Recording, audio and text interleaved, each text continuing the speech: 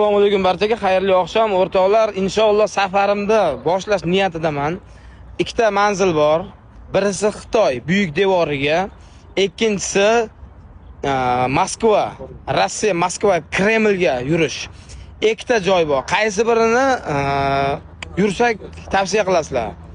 Bu safar faqat yolg'iz o'zim emas, jamoaviy chiqaman, 3-4 kishi bo'lib, xohishi borlar, men bilan birga sayohatga chiqmoqchi bo'lganlar, yo'ldagi har xil sinovlarga chidayman deydigan pozitivniy insonlar bo'lsa, lichkada kutaman. Inshaalloh 3-4 kunning ichida start beraman. Faqat mana shu videomiz kamida 10 dan o'tsin like.